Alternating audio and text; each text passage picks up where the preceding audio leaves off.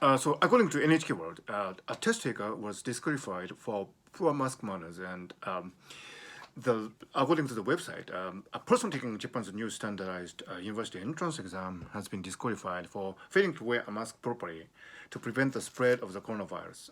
The common test for university admissions were held on Saturday and Sunday, and the government declared state of emergency in Tokyo and 10 other prefectures due to the pandemic. More than 53,000 no, 530,000 applicants set for the first round of exams and 281 locations around the country.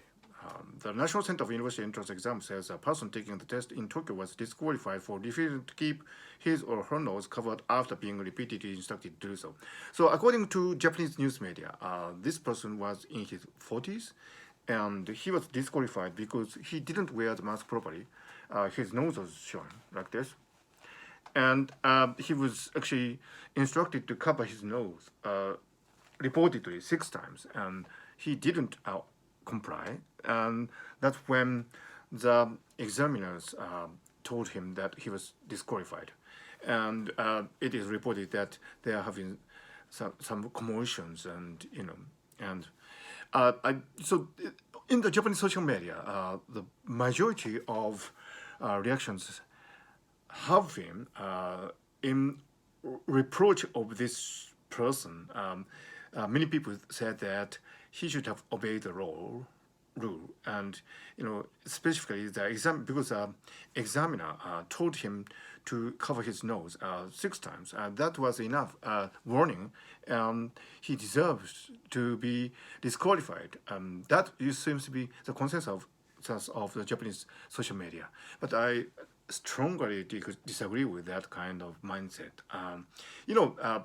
Seen from a neurotypical person's point of view, it would appear that when you are sitting for an entrance exam, mind you, in Japan, it's once and for all, situation, because many universities decide which applicants to admit just purely based on the scores of exams. It's not like in the United States or in the United Kingdom where interviews are important. In Japanese university entrance exams, only the test scores count, and that is a problem in itself. But I do not have time to discuss it this time. But anyways, so this is a really crucial time for the test takers. And so the university entrance exam organization should treat each test taker on a fair basis, and that fair treatment should include the considerations of diversity of behaviors and cognitive processes that are in the test takers. A neurotypical test taker might actually comply with the examiner's instruction, because his or her, life causes are at stake. So such a trivial manner as covering your mask might seems to be a really small price to pay if you want to be successful in the entrance exam. However, when you are a non-typical person, wearing the mask like this might be quite irritative and might actually cause some really serious cognitive problems. It's about the brain's information processing of embodiment, and the mask, wearing a face mask changes your, embodiment, and that can seriously affect your emotional state.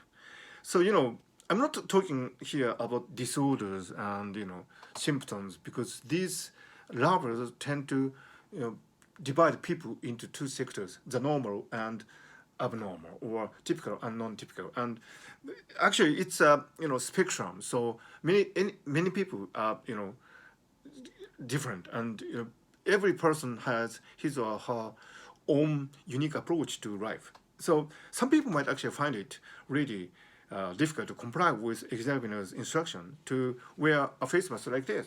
So when making rules for test taking, the organizers should take these different perspectives into consideration. Otherwise, it is not a fair treatment of different characteristics.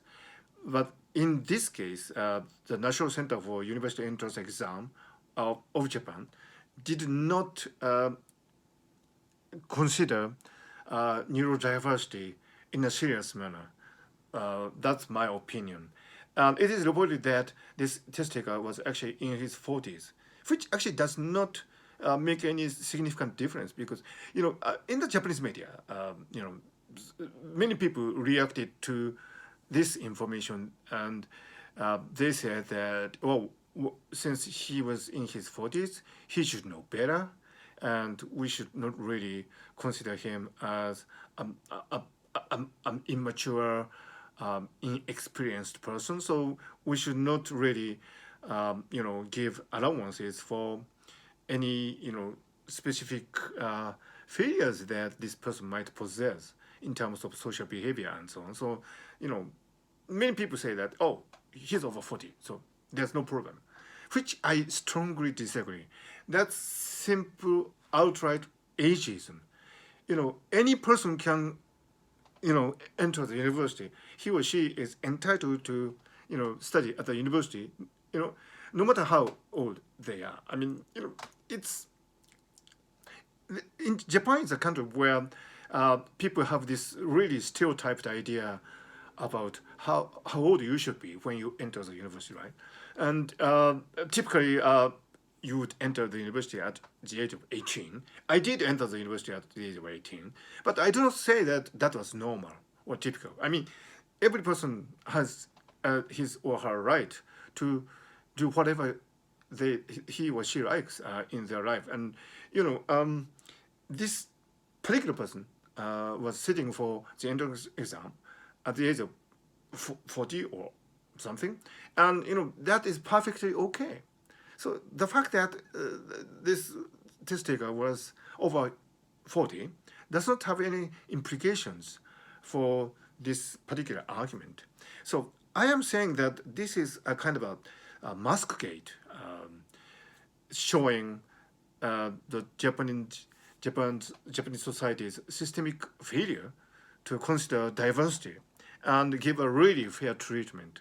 And when you think about that, the fact that the entrance to many Japanese universities are determined based on just the test score of these tests is a scandal. I mean, because for example, if you have dyslexia, you cannot do well in testing, but that doesn't mean that you do not have the right to enter university and study further. Many people are talented, and many talented people actually have dyslexia, so they cannot process information through text, but they can process the information and learn a lot really excellently by listening to people. There are many people who are excellent, achievers like Tom Cruise. He's an actor with dyslexia. Albert Einstein probably was dyslexic, and many other people like Richard Branson of Virgin Atlantic. He is dyslexic. So, Steven Spielberg was dyslexic. So these people, although they cannot process information from text, have really unique talents, and we should really welcome these people as well to universities. Otherwise, universities wouldn't be a place where the whole spectrum of diversity that we have neurologically within humans would be represented. So yes, this Maskgate of the common exam for entrance to university in Japan has been a scandal, and in that the examiners did not allow for the possibility of different reactions when wearing the face mask while taking tests. So that is a really serious scandal in itself. But in the broad terms, the fact that these students had to take entrance exams in the midst of the pandemic, and be judged just based on the scores of these tests is another scandal, perhaps much deeper and much more intricate, and it sheds a dark light on the whole system of Japanese education, which in general lacks a contemporary understanding of the diversity that are in us and that actually enriches us and it enriches every one of us. So that this Maskgate is just a pinnacle of a really huge iceberg that is the problem with the Japanese education system.